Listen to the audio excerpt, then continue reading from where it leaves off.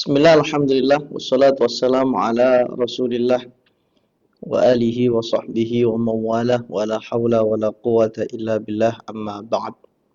Allahumma ja'al ayyamana ayyama rasulillah wa layalana layala rasulillah.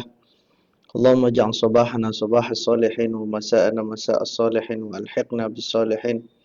Allahumma inna nas'aluka ilman la yunsa, ilman nafi'an mubarakan fih. Allahumma faqihna fid din wa 'allimna ta'wil. Allahumma arina al-haqqa haqqa warzuqna ittiba'ah wa arina al-batila batila warzuqna ijtinabah. Allahumma ja'alna mimman yastami'una al-qawla fayattabi'una ahsana. Wa sallallahu ala nabiyyina Muhammad wa ala alihi wa sahbihi wa sallam walhamdulillahi rabbil alamin. Mitra muslim, alhamdulillah di malam yang paling mulia ini kita diberi kesempatan oleh Allah Subhanahu wa taala untuk mengkaji, mempelajari keteladanan orang-orang mulia. Malam ini kita akan belajar dari kisah Siti Aisyah radhiyallahu anha, yaitu Aisyah istri Nabi yang terfitnah. Tentu fitnah ini tidak mungkin bisa terhindarkan, di setiap masa pasti ada fitnah.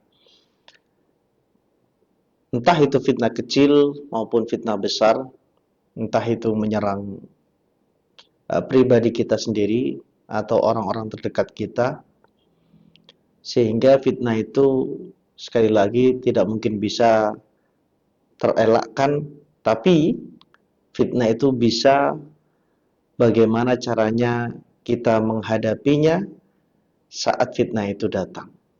Nah, malam ini kita belajar dari Siti Aisyah bagaimana beliau menghadapi fitnah yang sangat keji yang dituduhkan kepada beliau, sehingga misalnya nanti dalam perjalanan hidup kita mengalami kejadian yang sama dengan Siti Aisyah, maka kita bisa melakukan atau merespon fitnah itu seperti halnya Siti Aisyah merespon fitnah yang dituduhkan kepada beliau.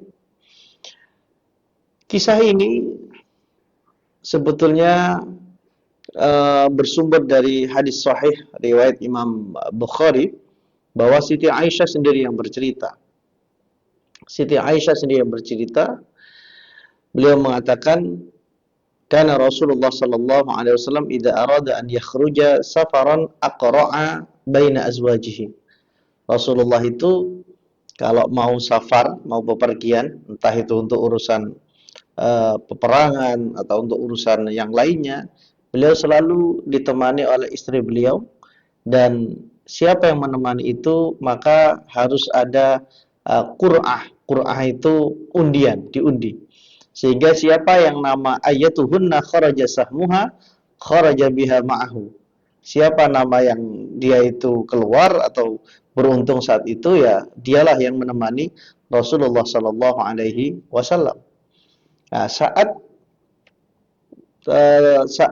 peperangan yang bernama perang Bani Mustalik, ya, peperangan Bani Mustalik, karena melawan orang-orang Bani Mustalik, saat itu namaku yang keluar, kata Siti Aisyah, sehingga akulah yang istri yang beruntung yang menemani Rasulullah sallallahu alaihi wasallam pada peperangannya. Tentu siapa yang tidak senang menemani Rasulullah dalam perjuangan-perjuangan dakwah beliau. Ketika peperangan itu selesai, mitra muslim, dan rombongan perang pulang ke Madinah, saat sudah dekat gitu ya Madinah, tapi karena waktu itu malam hari, Rasulullah sallallahu alaihi wasallam memutuskan untuk istirahat saat itu. Istirahat di malam hari, terus silahkan yang buang hajat ya silakan, yang istirahat tidur ya silakan, dan lain sebagainya. Dan Siti Aisyah saat itu sedang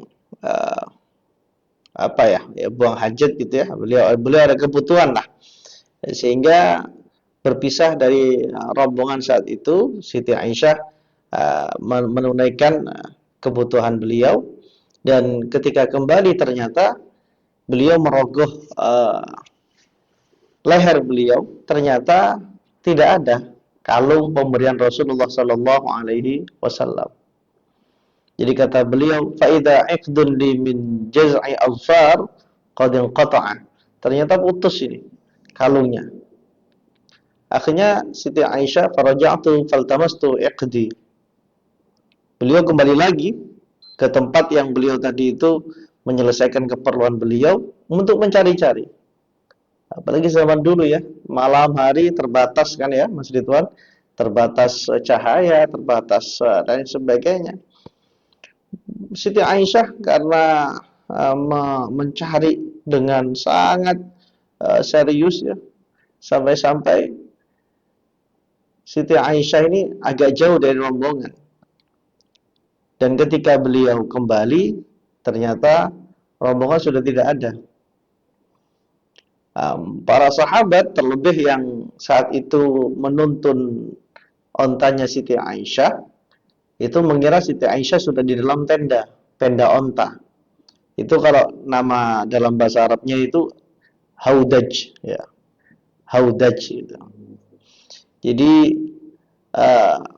tadi kan Siti Aisyah sudah kembali, dikiranya oleh yang menuntun onta Siti Aisyah sudah masuk ke dalam. Dan ketika menuntun onta itu, memang tidak ada bedanya antara ada Siti Aisyah dan tidak ada. Penjelasan Siti Aisyah, beliau pengakuan Siti Aisyah, yang menuntun ontaku tidak tahu bahwasanya aku tidak ada di situ karena fakan nisau idzaka khifafan, karena perempuan saat itu masih masih ringan-ringan beratnya, itu berat badannya masih ringan-ringan itu. Jadi lam yathqulna, tidak berat-berat waktu itu. Perempuan itu masih, ya bahasa sekarang itu mungkin apa ya, mas Ridwan ya, ya kurus-kurus lah. Ya langsing-langsing itu. Dan kata Siti Aisyah, sedangkan saya ini haditsatas sin wa kuntu jariyatan haditsatas sin. Saya ini perempuan, anak muda yang ya masih muda sekali, sehingga ketika onta Siti Aisyah itu dituntun, itu nggak terasa kalau memang di situ itu ada Siti Aisyah atau tidak ada, nggak ada bedanya. Akhirnya apa yang dilakukan oleh Siti Aisyah?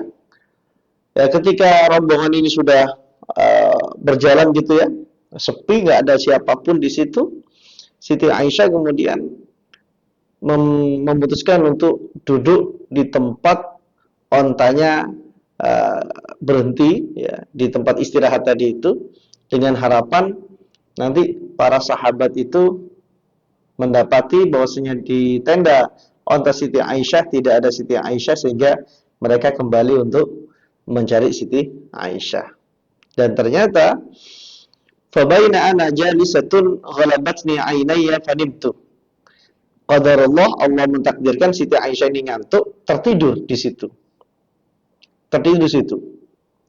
Wa kana Safwan ibnul Mu'attal as-Sulami thumma Dzakwani min wara'il jaish. Rasulullah itu memerintahkan, mengutus ada satu sahabat bernama Safwan bin Mu'attal. Itu memang diperintahkan di belakang, jauh di belakang rombongan. Tujuannya apa? Tujuannya kalau memang ada yang hilang, ada yang jatuh, ada yang tertinggal barang-barang para sahabat, maka Safwan ini yang membawa ke Madinah. Saat itu Safwan lewat di tempat istirahat Rasulullah dan para sahabat, dan ternyata ya, Safwan mendapati ada seorang perempuan tertidur di situ. Fa'atani, kata Siti Aisyah, dia mendatangiku, menghampiriku, wa kana yarani qabla al-hijab. Dan Safwan itu tahu aku memang pernah melihat wajahku sebelum ayat hijab turun. Saat itu ini saat kejadian ini ayat hijab sudah turun. Sehingga Safwan tahu itu adalah Ummul Mukminin, istri Rasulullah sallallahu alaihi wasallam. Ketika melihat ternyata ini adalah, ya apa ya, kalau bahasa sekarang kan perempuan nomor satu ya. Akhirnya Sofwan mengatakan inna lillahi wa inna ilaihi raji'un. Kalimatul istirja. Ketika mengucapkan kalimat istirja itu, Siti Aisyah kemudian terbangun. Fastayqadtu bistirja'ihi. Saya terbangun ketika mendengar kalimat istirjanya Sofwan tadi itu. Dan kata Siti Aisyah, tidak ada satupun kata yang aku dengar dari Sofwan kecuali hanya inna lillahi wa inna ilaihi raji'un. Jadi Sofwan tidak ngomong kenapa Siti Aisyah itu tertinggal di tempat ini, bagaimana kejadiannya, klarifikasi apa dan sebagainya, interogasi, nggak pernah sama sekali.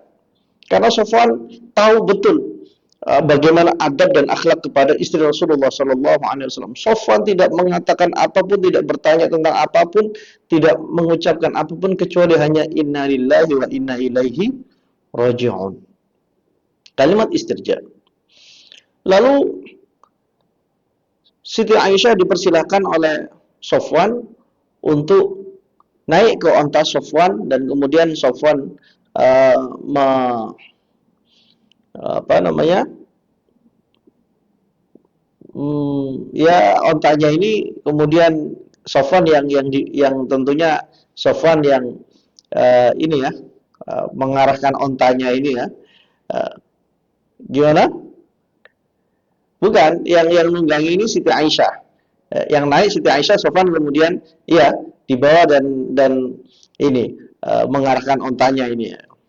Ya kalau bahasa sekarang nyupirnya ya, ditarik itu loh, ditarik apa lehernya ontanya apa dan sebagainya diarahkan ini. Dan ketika sampai di sebuah daerah yang umat Islam saat itu ya istirahat lagi di sana ya.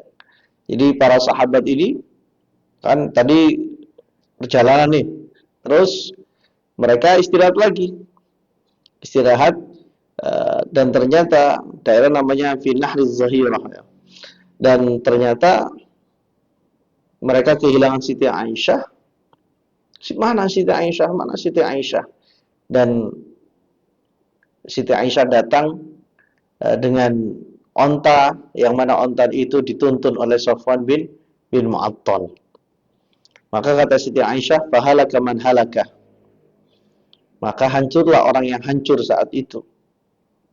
Mereka menebarkan kalimat-kalimat yang tidak sepantasnya saat itu. Wa kana alladzi tawalla al-ifka, yang paling getol dan membuat hoax, fitnah, tuduhan itu siapa lagi kalau bukan Ra'sul Munafiqin atau Ra'isul Munafiqin, pemimpinnya, dedengkotnya orang-orang munafik, yaitu Abdullah bin Ubay bin Salul. Sampai kemudian Siti Aisyah dan rombongan Rasulullah juga sampai di Madinah ya. Nah, ketika di Madinah inilah kemudian digembor-gemborkan itu oleh siapa? Abdullah bin Ubay bin Salul dan beberapa sahabat yang lain juga ikut serta menyebarkan hoax itu bahwa Siti Aisyah melakukan hal-hal yang tidak pantas dengan Sofwan bin Mu'attal. Buktinya nggak ada ketika kami mau nyampe di Madinah dan ternyata Siti Aisyah bersama Sofwan bin Mu'attal. Kalau sudah laki-laki perempuan bersama itu ngapain dan lain sebagainya. Wah, itu terjadi apa? Yaitu hoax, fitnah yang luar biasa saat itu. Ketika sampai di Madinah, Siti Aisyah ini dalam keadaan sakit, mungkin kecapean ya bahasa kita, karena perjalanan kan kecapean. Hampir 1 bulan tidak keluar rumah, tidak ngerti tentang apa yang terjadi di luar sana. Dan ketika Siti Aisyah ini sakit, Rasulullah juga tidak biasanya. Biasanya kata Siti Aisyah, kalau saya ini sakit, Rasulullah itu memanjakan saya. Tapi saat itu tidak. Ya ketika Rasulullah sampai rumah, masuk rumah hanya bertanya, bagaimana kabarmu Aisyah? Bagaimana, sudah enakan? Itu saja. Enggak terus melayani, memanjakan Siti Aisyah seperti biasa-biasanya. Dan ketika 1 bulan itu berlangsung, Siti Aisyah tidak merasakan apapun ya, kalau memang itu sudah tersebar luas fitnah tentang dirinya. Ah, tahunya Siti Aisyah saat itu ketika Siti Aisyah ya sakit dan kemudian mau melakukan apa namanya uh, kebutuhannya ya dalam artian membuang hajat ya, buang hajat itu ya. Uh, itu ditemani oleh kan zaman dulu itu kamar mandi nggak ada di dalam rumah, Mas Ridwan dan mitra Muslim. Jadi kalau memang BAB itu kan jauh dari perkampungan, jauh dari rumah, itu rumah-rumah warga. Jadi agak ini, agak harus apa namanya jalan dulu dan sebagainya kan gitu ya. Namanya zaman dulu ini. Sekarang saja kamar pun ada toiletnya. Jadi Siti Aisyah ini diantar oleh Ummu Mistah. Ummu Ummu Mistah, ibunya Mistah. Nah, ketika selesai eh, perjalanan pulang gitu ya, Ummu Mistah ini tersandung dan apa bahasanya mendoakan jelek Mistah itu. Mendoakan jelek Mistah ketika kesandung ini Ummu Mistah ini doa Ta'isa Mistah. Ta'isa Mistah, celakalah Mistah. Siti Aisyah kaget. Bisa makulti. Kalimat yang kamu ucapkan itu sangat buruk sekali. Bagaimana kamu melaknat orang, mendoakan buruk orang, sedangkan orang itu telah mengikuti perang Badar. Atasubbina rajulan syahida badra, apakah kamu mencaci, mendoakan buruk, mengatakan buruk orang yang ikut perang Badar? Ibu Mistah kemudian mengatakan, "Ya hanta, alam tasma'i ma qalu?" Apakah kamu tidak mengetahui apa yang mereka katakan tentangmu? Apa itu? Siti Aisyah itu tidak tahu. Tidak tahu selama 1 bulan ini tidak tahu tentang dunia luar, tidak tahu tentang apa omon-omon warga gitu, fitnah hoax dan sebagainya. Makanya perempuan itu saya sering menyampaikan ini ya, Mas Ridwan dan mitra Muslim, dan saya selalu pesan kepada istri saya. Kalau keluar rumah ngomong itu harus dengan tetangga. Tapi kalau sudah ngomong-ngomong, ini bahaya. Oke, bagus, harus. Tapi kalau sudah ngomong-ngomong, ini sudah kemana-mana nantinya. Jelas. Kumpul itu boleh. Tapi kalau kumpul-kumpul, wah ini bahaya. Minta itu boleh, tapi kalau minta-minta ini yang negatif gitu. Jadi ketika kalimat itu ada pengulangan, ini tidak selamanya positif gitu kan. Jadi kalau satu saja ngomong itu bagus.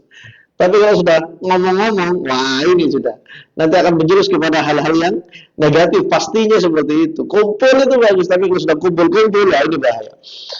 Siti Aisyah itu tipe orang perempuan yang itu tadi tidak suka ngomong-ngomong, tidak suka kumpul-kumpul, sehingga ketika terjadi hal-hal yang seperti itu, bahkan menceritakan tentang dirinya hal yang buruk atau membicarakan buruk tentang dirinya, dia tidak tahu. Loh, apa maksudnya? Apa mereka mengatakan tentangku apa? Diceritakanlah oleh Ibu Mistah. Wah, Siti Aisyah, padahal mereka itu gini-gini, sudah viral sampai ini gini-gini. Siti Aisyah yang namanya badannya, fisiknya sudah sakit, kena seperti itu, apalagi beliau seorang tokoh, istri Rasulullah kan, istri orang nomor 1 saat itu. Dan kemudian dikabarkan tentang hal semacam itu, tambah sakit psikis beliau. Akhirnya beliau berusaha meminta izin ke Rasulullah agar dirawat di rumah orang tuanya, yaitu Abu Bakar As-Siddiq dan Ummu Ruman.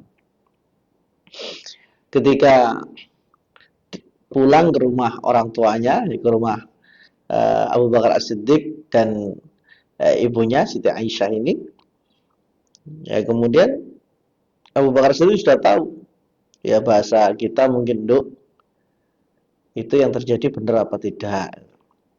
Terus bagaimana nanti sama Rasulullah ini dan lain sebagainya.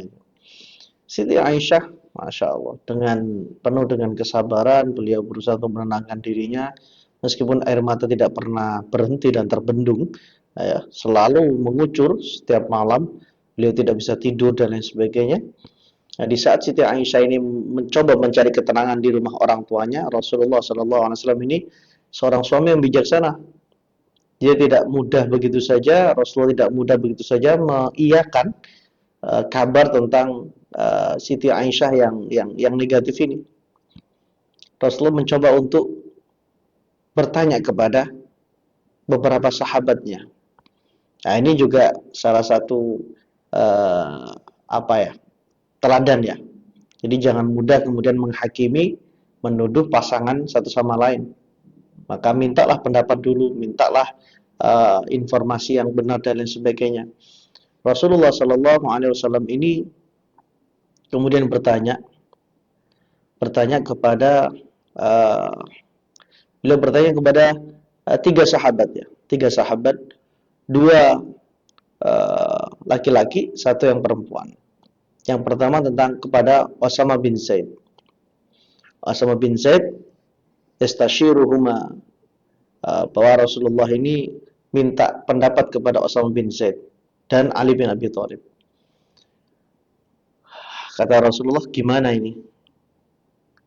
Bagusnya gimana? Kata Osama bin Zaid, ahluka ya Rasulullah, wala na'lamu wallahi illa khaira. Rasul, Siti Aisyah itu keluarganya dengan, istrinya dengan, dan kami tidak tahu tentang istrinya dengan, tentang keluarganya dengan, kecuali hanya yang baik saja. Maksudnya Siti Aisyah itu baik, tidak mungkin itu terjadi. Kenapa Rasulullah kok bertanya kepada para sahabat? Karena saat itu wahyu belum turun, Al-Quran belum turun. Apakah ini benar atau tidak? Tuduhan itu belum turun. Maka Rasulullah meminta pendapat kepada para sahabatnya, meskipun sahabat ini lebih muda daripada Rasulullah. Osama bin Zaid sama Ali bin Abi Thalib ini sahabat-sahabat muda. Maka ini menjadi teladan bagi kita semua.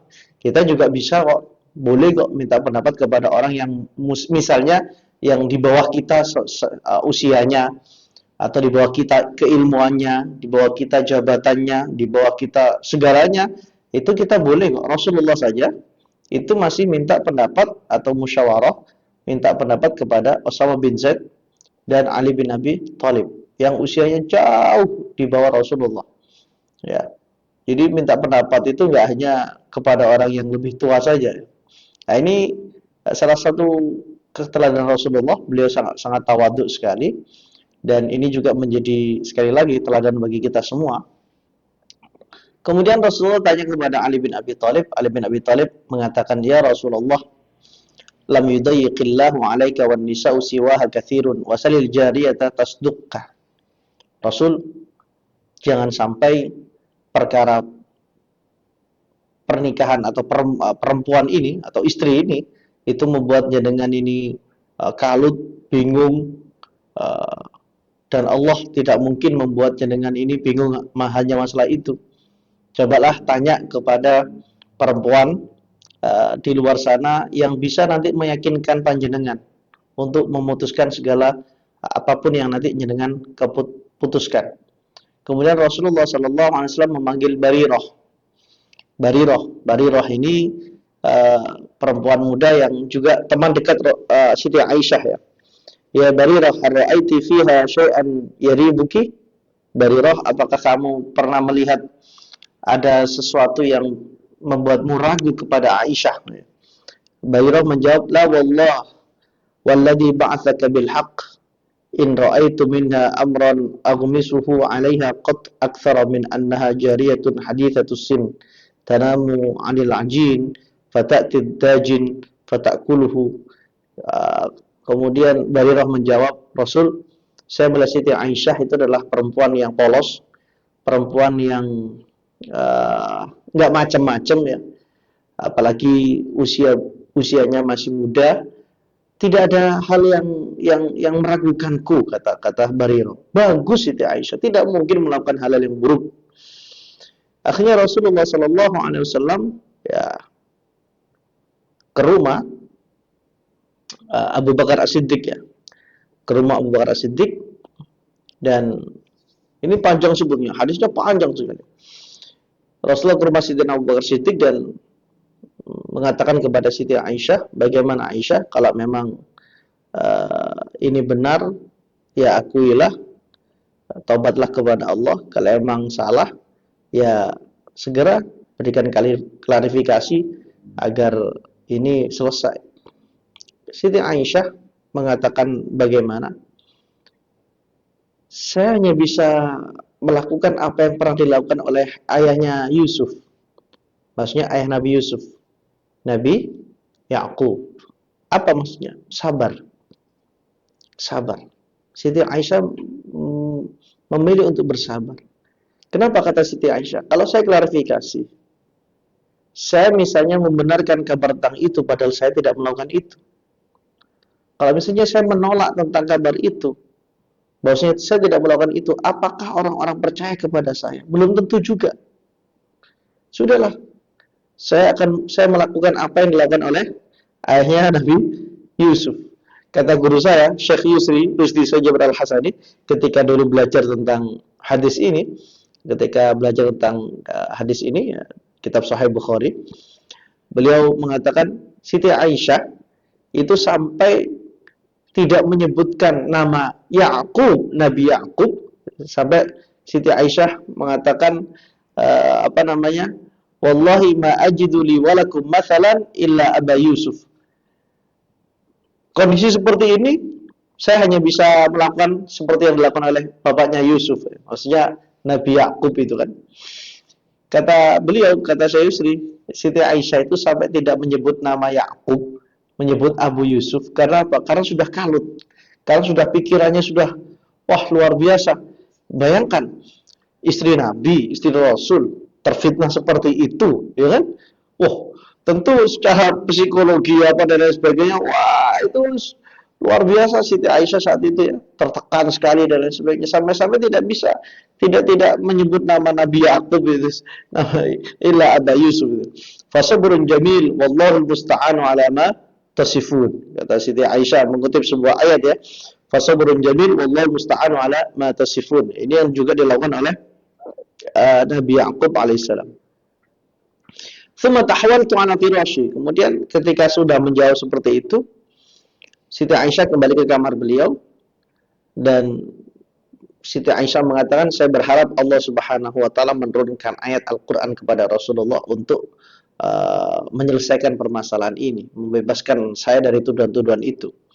Dan ternyata saat itu Rasulullah sallallahu alaihi wasallam duduk dan beliau memejamkan mata dan ternyata terlihat bahwa ada keringat di kening beliau padahal waktu itu musim dingin. Dan ternyata betul, malaikat Jibril alaihissalam turun membawa wahyu, yaitu surat An-Nur ayat 11 sampai ayat 20 ya. Surat An-Nur ayat 11 sampai ayat 20, yaitu 10 ayat, dan itu satu halaman. Kalau dalam mushaf kita itu satu halaman penuh, dan itu tentang pembebasan tuduhan fitnah kepada Siti Aisyah radhiyallahu anha. Innal ladzina ja'uka bil ifki usbatun minkum. Jadi turunlah ayat itu. Jadi Rasulullah sallallahu alaihi wasallam di saat itu di rumah Sayyidina Abu Bakar As-Siddiq, beliau memejamkan mata beliau dan kemudian setelah mendapatkan wahyu itu, beliau kemudian membuka mata beliau dan beliau mengatakan, selamat wahai Aisyah, bahwasanya Allah Subhanahu wa taala telah membebaskanmu dari tuduhan itu. Barusan turun ayat dibaca oleh Rasulullah sallallahu alaihi wasallam, yaitu surat An-Nur ayat 11 sampai ayat 20. Innal ladzina ja'uka bil ifki usbatum minkum la tahsabuhu syarran lakum bal huwa khairul lakum likulli imri'in minhum maktasaba minal itsmi walladzi tawalla kibrahu minhum lahu 'adzabun 'adzim, sampai kemudian walaula fadlullahi 'alaikum wa rahmatuhu wa annallaha raufur rahim. Sekali lagi surat An-Nur ayat 11 sampai 20. Dan Siti Aisyah ketika ayat ini turun, beliau merasa bersyukur kepada Allah. Bahkan Abu Bakar As-Siddiq dan istri Abu Bakar As-Siddiq mengatakan, Aisyah, sampaikanlah terima kasih kepada Rasulullah. Kata Siti Aisyah, tidak, saya akan berterima kasih kepada Allah Subhanahu wa taala yang menurunkan ayat dan untuk membebaskan nama baikku ini. Dan Siti Aisyah saat itu bersyukur sekali dan beliau merasa senang. Kenapa? Yaitulah setelah badai ya, setelah hujan, setelah setelah hujan datang, setelah petir menyambar, kemudian muncullah pelangi. Siti Aisyah mengakui bahwasanya andaikan tidak ada fitnah itu, mungkin Al-Quran tidak akan membicarakan tentang diriku. Jadi beliau merasa bersyukur kepada Allah Subhanahu wa taala karena fitnah itulah kemudian Allah Subhanahu wa taala mencatat kisah Siti Aisyah dan mengabadikan kesucian Siti Aisyah di Al-Quran, yaitu di surat An-Nur ayat 11 sampai 20. Inilah mitra muslim satu episode kehidupan Siti Aisyah yang beliau istri Nabi, yang pernah kita kaji bahwasanya beliau ibadahnya luar biasa, ilmunya hebat sekali, itu pun tidak bisa terlepas dari fitnah. Apalagi kita yang bukan siapa-siapa, apalagi kita yang banyak kesalahan, banyak kekurangan, banyak kemaksiatan. Tentu kita jauh dari Siti Aisyah. Secara apapun itu, kedudukan maupun apapun itu kita jauh dari Siti Aisyah. Tapi Siti Aisyah itu pun masih terfitnah, apalagi kita. Maka kita tentu berusaha agar fitnah itu tidak datang, agar kita meminimalisir kesalahan kekurangan kita dan lain sebagainya. Namun ketika fitnah itu tetap datang ke kehidupan kita, maka mari kita mendekat kepada Allah Subhanahu wa taala seperti Siti Aisyah radhiyallahu anha yang nantinya pasti Allah Subhanahu wa taala akan memperlihatkan mana yang benar, mana yang salah. Allah pasti yudhiru bainal haqqi wal batil. Allah akan menunjukkan kita semua mana yang benar, mana yang salah. Selama kita tidak salah, selama tuduhan itu tidak benar, maka kita tetap santai saja dan kita ingat bahwasanya ada Allah Subhanahu wa taala yang Maha Kuasa.